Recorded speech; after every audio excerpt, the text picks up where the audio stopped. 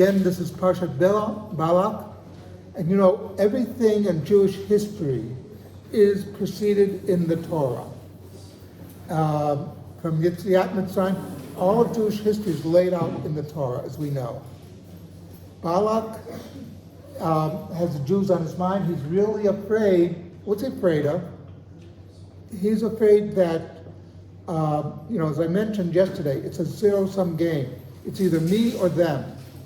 And one of the things we see with our enemies, it's always us or them. They don't believe in working together to make the world a better place. Whereas we do. And Jews, we arrive someplace, we do good things. One of the most interesting letters ever in diplomatic history was written by the Turkish Sultan in 1492 to the Spanish king. And first, it's a long list of curses on the Spanish king, as only a Turk could do.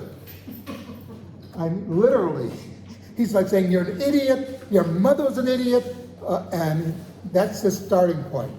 And you're wondering, boy, I think this guy's upset at him. And then he finally gets to the crux of the matter. You have a group of people in your country who are creating business, who are paying taxes, who are doing everything to make your country a better country. And what do? You kick them out. Any Jew you don't want, I will take. And the Turkish Sultan, by the way, did make it easy for Jews to operate. Remember, after a few years after he wrote this letter, the Turks conquered the land of Israel, and they wanted to develop the land of Israel. So in Tzfat, which had at that time a river, and they would do manufacture by the river, he made it that rabbis could be there without paying taxes.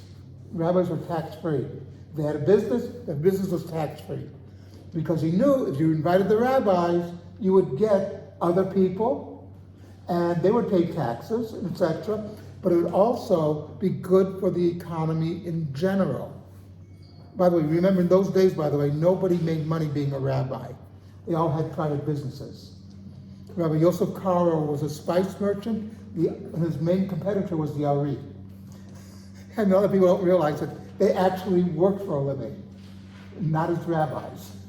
But the point being, the Turkish Sultan saw Jews as a positive, and it would help the Turkish Empire. Whereas the Spanish king saw Jews as a negative because he didn't like Jews.